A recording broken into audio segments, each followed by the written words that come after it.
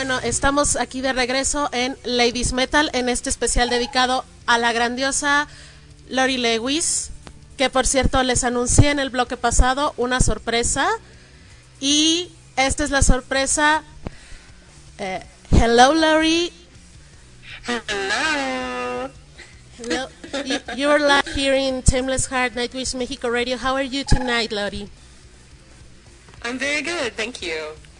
Okay, it's really nice to have you here online to listen to you, to your voice.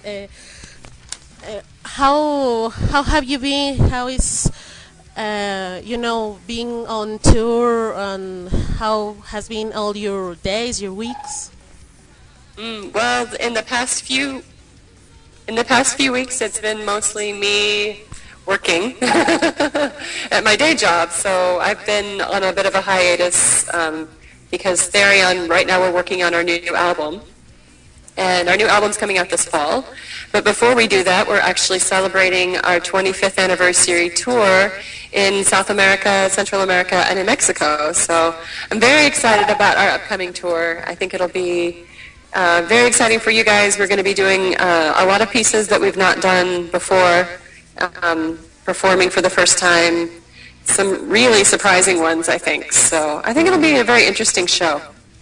Yes, I could see in the promoter's page here in Mexico that you will play some exclusive songs like Land of Canaan. Is it right?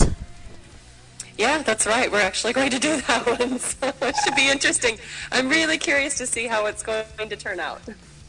Okay, I think it'll be fun.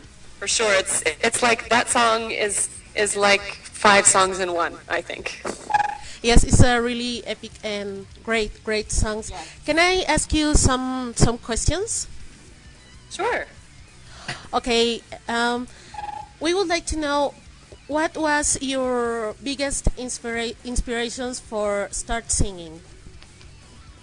Well, I would say that probably my biggest inspiration was my grandfather, Lauren Lewis. He was a musician, and I grew up with my grandparents, my mother's parents, and he had done church music for most of his life, and he was actually a musical minister at a couple churches, and in his older years, he actually ended up taking a couple jobs working as a photographer and that kind of thing. But music was always a part of our everyday life, and he played piano beautifully, and he would play songs, and I would sing from a very young age. So I would say that he was my number one inspiration, really. He's the one who kept me interested in music.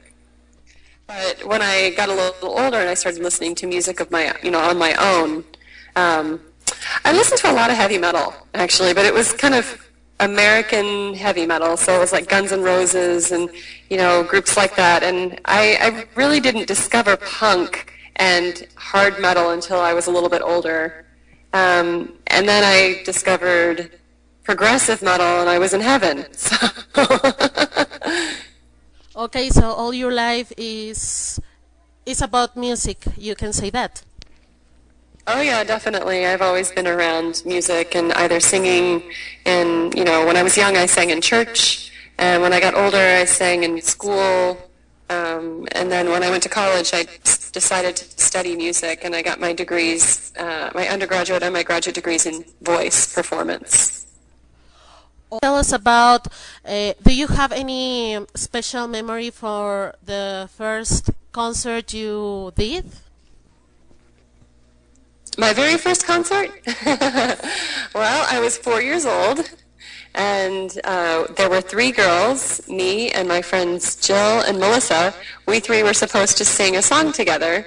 We had one verse that we were supposed to sing, and then there was the children's chorus that was supposed to sing the rest of the song. And I guess I got up there with my friends, and it was a Christmas song, and both of them were afraid, so they didn't sing, so I sang it all by myself. That was my first solo. Okay. We would like also to know, what was the first song you sang as a professional singer? Actually, it was, Have You Seen But a White Lily Grow? I don't know if you know that one. It's, have you seen but a light lily grow? It's very old, kind of from the 1800s, I think, or 1900s maybe? I think 1900s. It was written by, I want to say Ireland, but I think that's wrong. I don't remember. Okay, well, I didn't know that song, but it seems it's really, really wonderful, and with your voice is really much better. There's a question from all your Latin fans. Would you like to sing someday, maybe to sing one song in Spanish? Have you ever think about it? Oh yeah, of course. Actually, I've done quite a few songs in Spanish. When I was in college, I actually did siete canciones populares españolas by Mamo de Falla. I did those pieces as part of my degree. And I really enjoy singing in Spanish. Spanish and in Portuguese. I think they're two really beautiful languages. And I'm also a teacher. I teach voice. And one of the groups of pieces that I teach most of the time are Spanish songs. So just because many students in the United States have studied Spanish, so it's easy for them to make that connection to classical music through Spanish and the language. It's a little bit easier. It's more accessible. Okay, and okay, you're telling us that you are a teacher. Do you have a funny memory about your students? Any funny memory you have right now? Oh, not really. No, I would say that I'm a pretty serious teacher. I think some of my students, I had one student that we became good friends, and she is hilarious. She's one of the funniest people I've ever met. She's just really cool, and half the time it seemed like our lessons ended up just being us hanging out and having a good time and just singing together. So I love that when that kind of thing happens. It doesn't always happen though, because of course when you're studying music in school, it does have to be a serious pursuit. You can't just play.